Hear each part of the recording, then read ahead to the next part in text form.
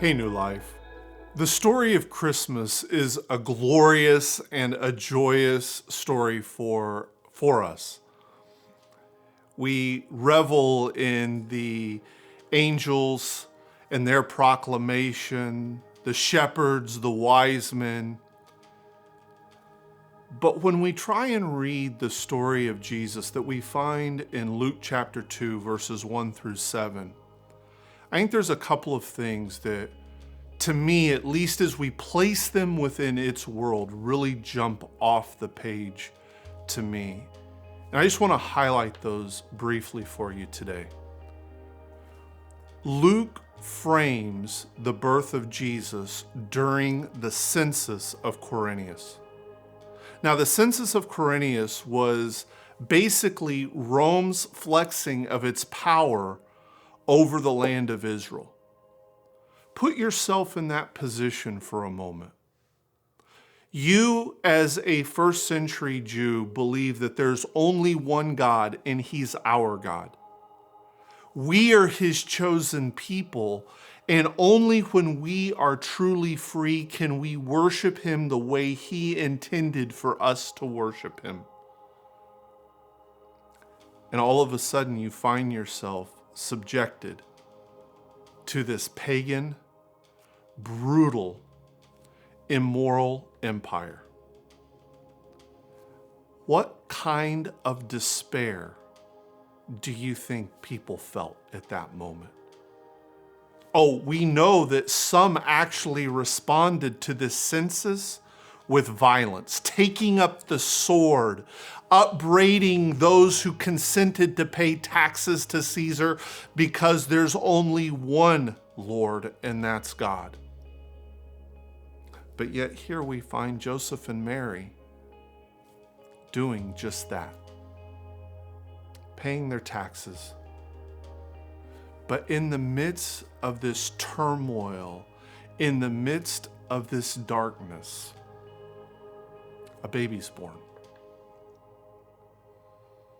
And the sign of that baby's birth is what the Gospel of Matthew says is Emmanuel.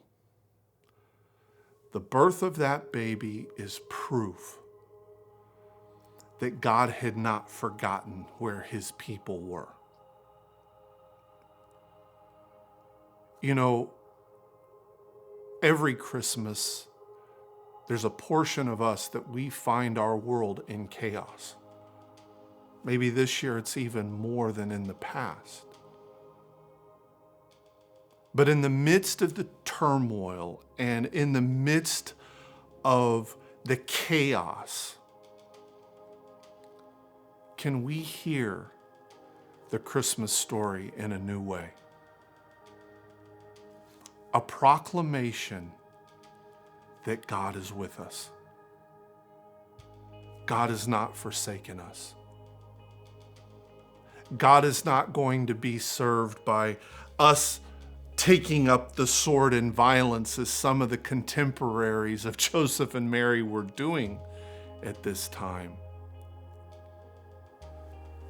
But God is right with us in the midst of whatever we're going through. And then the second thought that jumps to me off the page.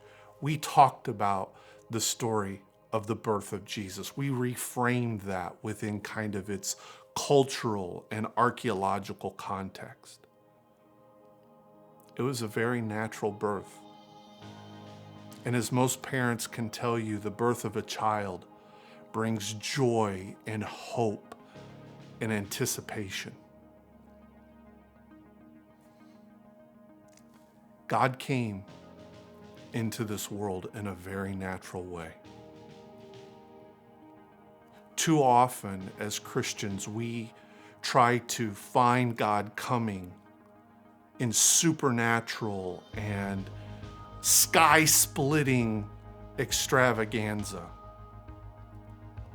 We even look at our own lives and thinking that to be a really good Christian means to having these extraordinary experiences.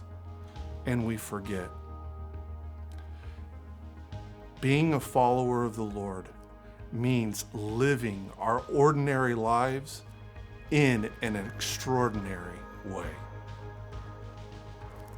God comes to us in very natural ways. Do we see him? And then let me flip it this way.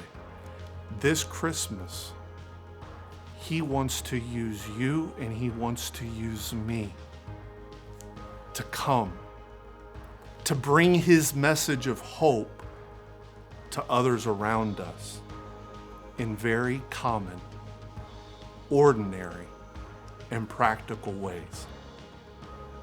Will you allow him to do that? Will you see him coming to you in a common way?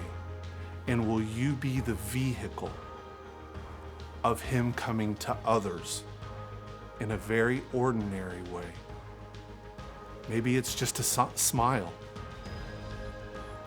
Maybe it's just a meal, a gift, a kind word.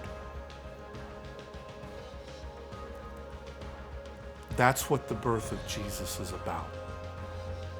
In the midst of chaos, God is with us. And he's with us in the most common and ordinary ways. And he wants us to be the same for others.